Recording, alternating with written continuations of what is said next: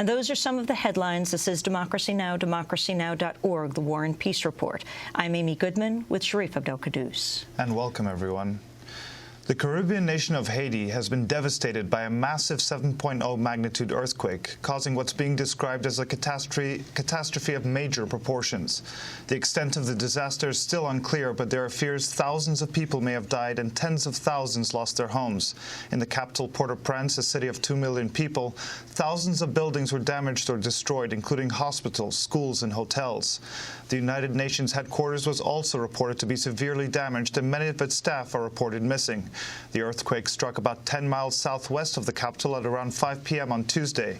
It was the strongest earthquake to hit Haiti in more than 2 centuries. It was followed by at least 27 aftershocks, the largest 2 of which were 5.9 and 5.5 in magnitude. The quake prompted a tsunami alert for parts of the Caribbean that was later cancelled. For hours after the quake, the air was filled with a choking dust from the debris of fallen buildings.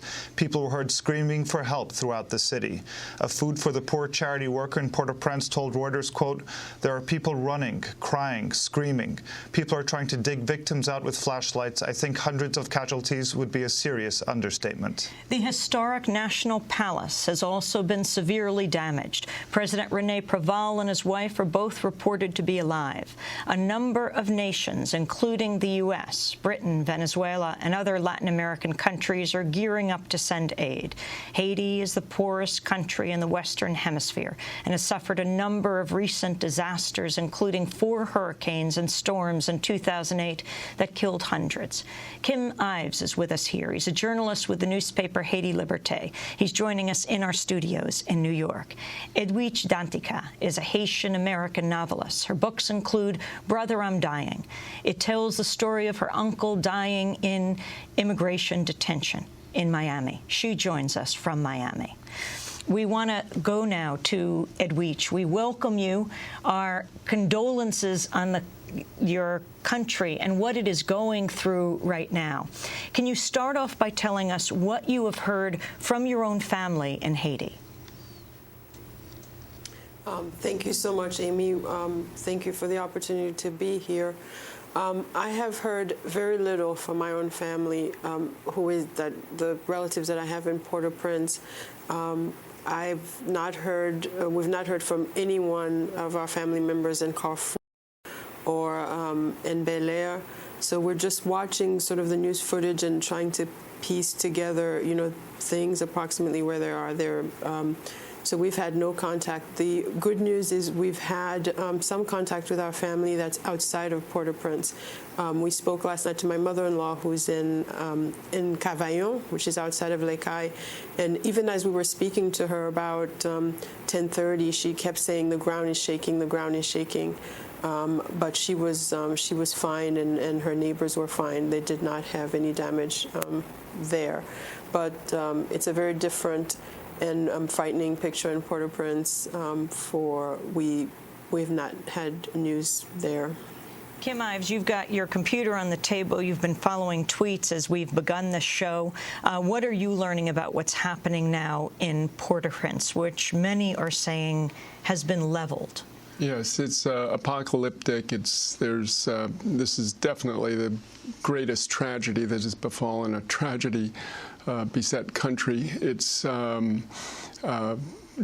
just unimaginable, the destruction, the roads, buildings, houses, and one has to think, I mean, so much of the construction is done in just concrete without any steel rebar reinforcement. Last year, a school collapsed just by itself, and so you can imagine with a 7.0 earthquake what's happening. That school was in Pétionville, which is in a wealthy suburb of Port-au-Prince up in a hill, and that's where they said yesterday the first hospital collapsed. Yes, I think many of the buildings in that area, especially in the hilly areas where, houses, like in much of Latin America, in many of the cities, are built in giant bowls of houses on top of each other. And last night, most of the radio stations in Haiti were out of commission, but there was an internet television that was on. People were calling into that.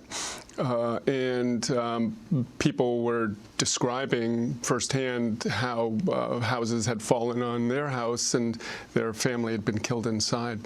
And what do you understand is the scope of this devastation? It is very hard to get reports from the ground right now, but we've heard the UN building was severely damaged, and so was the National Palace, but also thousands of buildings have reportedly been damaged or collapsed. Well, the Hotel Christopher, which is where the UN mission to stabilize Haiti, the UN occupation force, was headquartered, collapsed. The Montana Hotel, which was the principal foreign journalist hotel up in Pétionville, collapsed. The palace collapsed. The General Hospital, the cathedral, the roof fell off it. I mean, these are a century of architecture. 2 centuries has just been wiped out in this disaster. And there's also been a report that the UN security chief has been killed. It was just breaking on Al Jazeera before we went to air today. I didn't hear that, but I know dozens and dozens of UN workers are missing. And Jacmel was also very severely hit. We heard from some contacts in Jacmel that total devastation there. Again, that's just on the backside of the earthquake, which was right in the rim of mountains between Port-au-Prince and Jacmel. And describe for viewers and listeners what Port-au-Prince is like. This is a city of 2 million people. Paint a picture of the city and of Haiti. Well, a minimum of 2 million, probably more like 3 million. I mean, due to U.S. economic policies over the past 3 decades, millions of people have been pushed out of the countryside into the cities where they live in makeshift shacks built up on usually state land or along the perimeters of the city. It is usually shacks, tinder, cinder blocks, tin, sometimes straw, and they very easily fall down in something like this. Edwidge Danticat, Kim just alluded to something more than the natural catastrophe that we're seeing today, which was the very fragile politics of Haiti and what has devastated the country for so long. Could you give us a brief history of your country, founded in 1804, the first Black republic in the Western Hemisphere, born of a slave uprising? Well, that's a very wonderful place to start on a day like this. Indeed, the first Black republic in this hemisphere, one of the first 2 republics in this hemisphere, but soon after independence was not recognized by its neighbors, which it nevertheless helped gain, in some cases, their independence in Latin America and helped the U.S. Fight here in Savannah, Georgia, and then a series of a debt because it had to pay to France a large amount of money for its independence, and then 2 U.S. Invasion occupations and a series of dictatorships. It's been, before in the midst of this, deforestation sponsored by outside interests, and just a series of a very painful history. And add to that all the other natural disasters, 4 storms last year, the tropical storm Jean a couple of years ago, which covered the town of Gonaïves, but nothing, I think, like today. Nothing. This is really the big one. This is what people have talked about this, because we would look at these houses on the hillsides. You would look at some neighborhoods that, like Kim was talking about, with the shacks and the overpopulation in Port-au-Prince, but never imagine this. And we add to this some fires that we've seen in the footage that we've seen of Port-au-Prince, of the cathedral.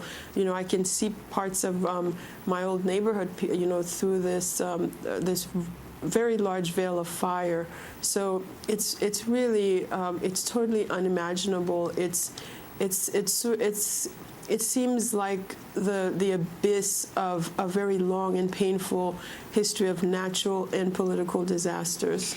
Edwidge Danticat is our guest. We're going to come back to her after break. Haitian-American novelist, well known for her books. Brother, I'm Dying won the National Book Critics Circle Award.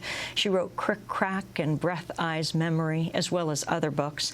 Kim Ives is a journalist with the newspaper Haiti Liberté, and he'll be reading us some of the tweets he has been getting from Haiti.